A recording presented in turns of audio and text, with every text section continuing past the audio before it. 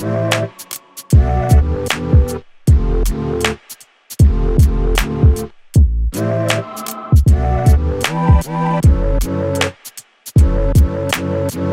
back, everyone, to another episode of Profiles and Risk. This is a special episode where we're previewing the AI and Analytics Conference held by Insurance Nexus on May 2nd and 3rd in Chicago. A presenter there is my guest today. I'd like to introduce Aviad Pinkovezky. Aviad is the Chief Product Officer at Hippo Insurance. Hippo Insurance is an insurance company that uses technology to change how home insurance works. Aviad will be presenting at the conference, like I said, on May 2 and 3 in Chicago. And his session is going to be on creating an outstanding customer experience from the ground up. Aviad, welcome. Thank you, Nicholas. Thank you. It's a pleasure to be here. So we've interviewed, I think a lot of the folks that are going to be listening to this probably know who Hippo is. To me, Hippo is one of the original insurtechs. So good brand name, but just in case there are people that don't know who Hippo is, why don't you give me a brief description on Hippo and what you do there? No, it's my pleasure, definitely.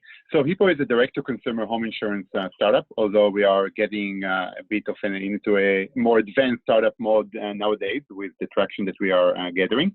The approach behind Hippo, the hypothesis behind Hippo is that consumers should have a modernized experience when buying home insurance and when they're interacting with their insurance company throughout the life cycle of the policy. So in order to make the experience much more modernized, what Hippo did was to leverage and utilize multiple data sources, multiple techniques, including AI-based satellite imagery to assess the roof condition, whether there is a pool, what is the roof material, how far a home is from fire risk, and so on, in order to streamline the quoting experience, allowing customers to get a quote within 60 seconds and complete the purchase of a policy online without the need to talk to an agent within just a few minutes from their computer, from their laptop, or if they want to, they can also chat and talk to an agent. Then, in addition to that, we didn't just settle for improving the user experience. We also took a stab at the insurance policy itself, and we modernized this as well. So our insurance policy includes coverage for stuff that is, in many cases, omitted or limited. For example, we cover home office equipment, laptops, HVAC, appliances, equipment breakdown, service lines, water backup. And we do that in order to make sure that we have the best possible policy that meets customer where they are in 2019 and meets their expectations. Third, as a result of our different distribution model and reliance on technology and the tweaks we did to the insurance product itself, we also came up with a very competitive pricing, which allowed us to be on average about 25% cheaper than the main competition in most of the markets we operate in. So we've been in the market nowadays, it's almost 2 years, and we've been fortunate enough to get amazing reception from the market, experiencing a tremendous amount of growth, and it's a very thrilling time for us at Hippo. A bit about myself. You were asking about my background. So my name is Aviad Pinkovezky. I'm the Chief Product Officer at Hippo. And it's important to distinguish it's a product from the technological world. So I'm in charge of making sure that the technology that we have, the user experience, it all ties together to a very coherent, polished and high quality user experience that is able to highlight the unique nature of Hippo and to create a streamlined experience for our customers, for our partners, and for our in-house agents. Yeah, I'm curious, in your role, how much of that is interacting with customers to set that experience, and how much of that is the back office interacting with your underwriting team, your actuary team, some of your other teams to align the actual insurance product with the tech element of the interaction that the customer faces? Sure. It's all of the above. So the way we see that, at least the way I and we, the product team, see that, we have multiple customers. First of all, we have our end customers, the policyholders, who are the ones that are actually buying our product, and they are the reason we exist. And yes, every once in a while, we do customer interviews in person with our policyholders. We also have routine scores and surveys that we send every month to our customers in order to understand how we are doing, how we are tracking, are there any issues that came up, anything that we could improve either on the online experience or the post-purchase experience, or even on the operational service aspect, because we believe that a big part of our value proposition is being customer-centric company. So definitely, this is a big part of my role. The other thing is that we also consider our in-house staff as customer, because they are the ones that are using the tools that we build in-house. And by the way, this is a good segue to mention that we at Hippo actually build our own in-house policy management system that is used by our team, including claim system as well. So we need to make sure that it's a top-notch experience for our staff to make them more productive and helpful for our own customers. And then third, we also have tons of partners that are selling Hippo policies through their channels. They use a different suite of tools that we created for them, and we need to make sure that they are happy and they have the best available system that we can provide in order to make them successful. Yeah, your background was in insurance. So what made you take the leap? Yeah, no, that's a great question. Yeah, my background is quite unique. Just at a high level, I joined Hippo back in 2016, more than 2 years ago. Before that, I was at LinkedIn. It got nothing to do with insurance, but it was a great training school for product management. And before that, I was doing my MBA in the US, and prior to that, I was in the Israeli military intelligence, so quite different. For me, the opportunity here by joining Hippo, it was an opportunity to potentially make an impact on a huge industry that is so important and so crucial for the life of so many Americans. It's a $100 billion in premium industry in the US alone, growing at a 5% year over year. You have to have insurance. People have to have insurance. And it plays such a pivotal role in people's life. It allows people to move up in life. It allows people to own property, to take calculated risk in ownership and in business. And the fact that it's such a big, important market that became, I would say, not really customer-centric in the last few decades, I perceive that as a great opportunity to create value for customers and to just improve how things are done. Yeah, I can't move on to the next section without quizzing you on your Israeli military intelligence experience. There's a booming tech scene in Israel, and there's a booming insurtech scene in Israel, and there's a lot of Israeli insurtechs here in the United States. I'm curious, did you find the military background beneficial to your business career? Right. That's a good question. And directly on the surface, there is no correlation. But when you look deeper into what drives many Israeli entrepreneurs and tech leaders, you find that Israel is usually like areas where other people say that they are impossible or difficult. And insurance, up until recently, maybe now as well, it's been considered one of those because it's regulated, it's complicated, there are big competition, there are big competitors. So it's tough. Up until recently, when insurtech became a thing, it wasn't really a hot topic for investors and founders and employees. But one of the things that, at least I got from my military experience is the notion there is no such thing as impossible.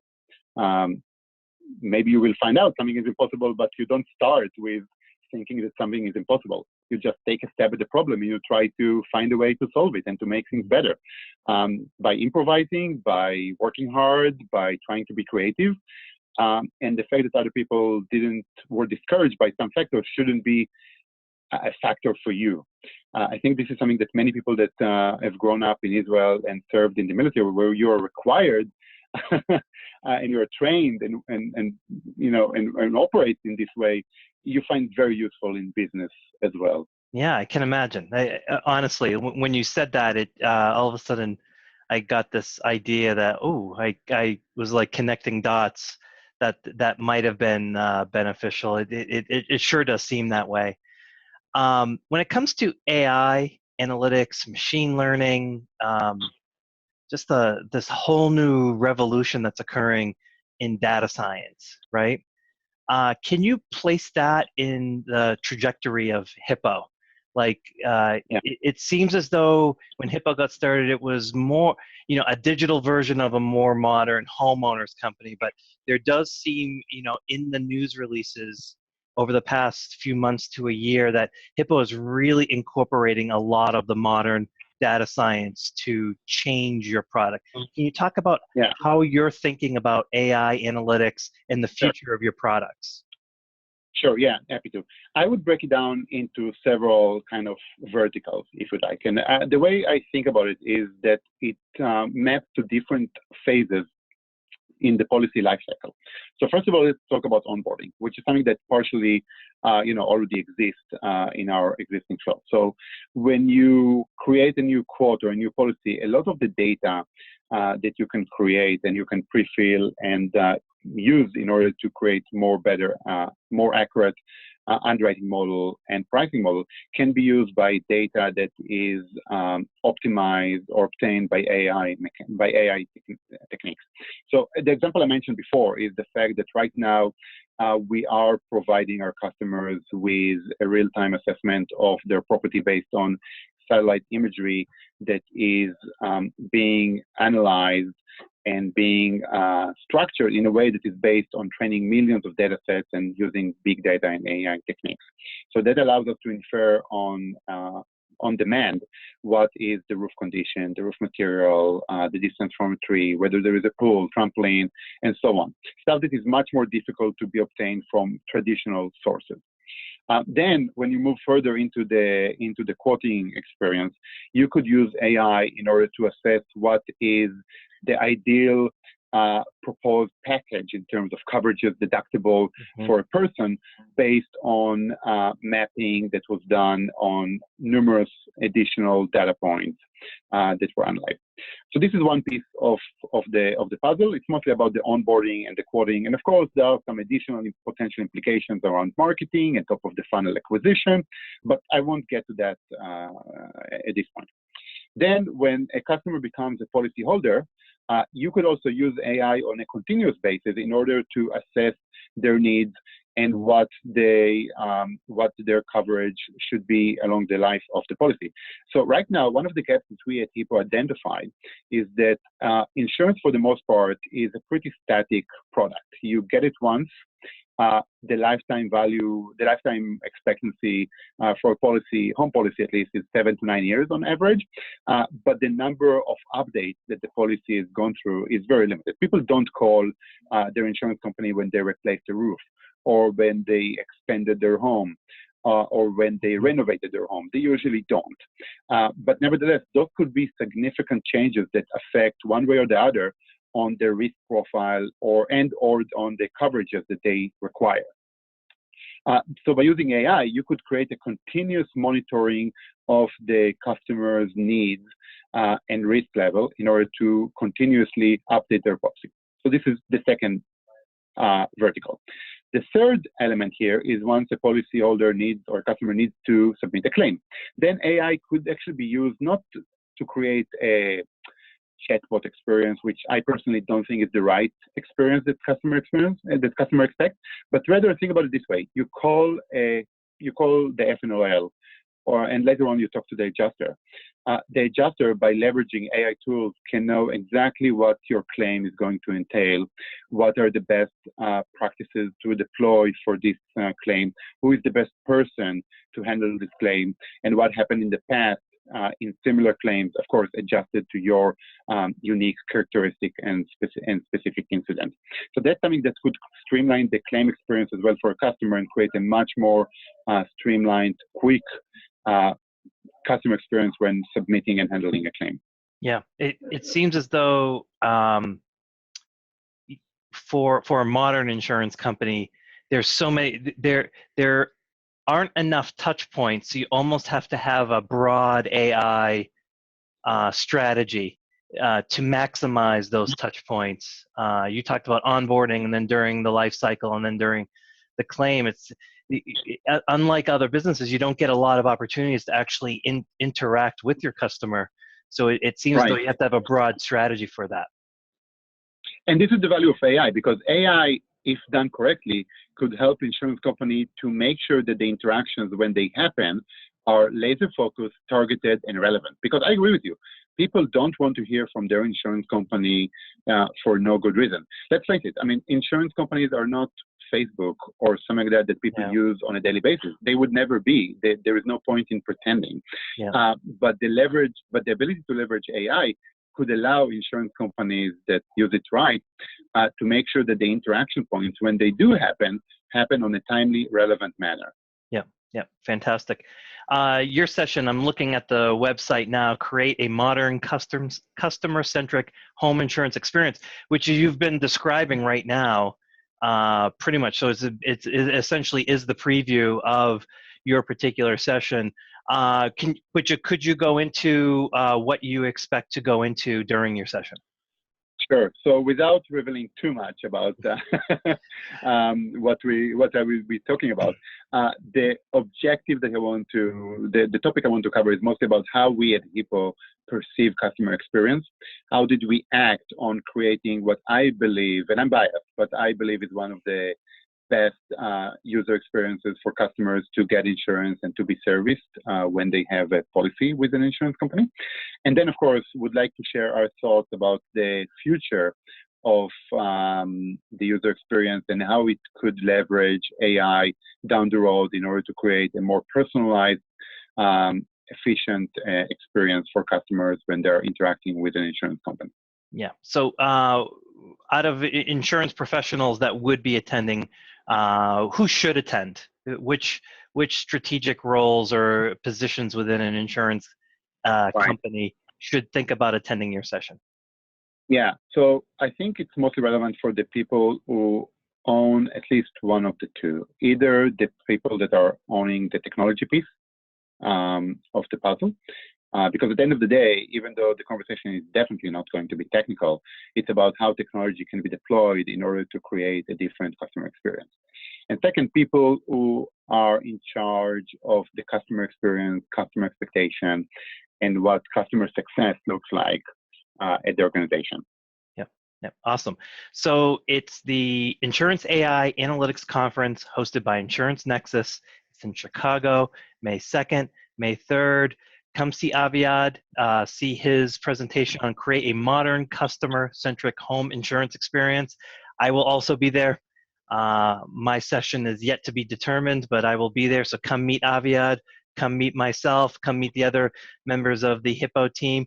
My guest this week has been Aviad Pinkovezky. Aviad, thank you so much for highlighting us. And the link will be up here or down here. You can get a discount, so it's not too late to register. And Aviad, thank you. Well, I'll see you in Chicago. Thank you, Nico. Thanks for having me.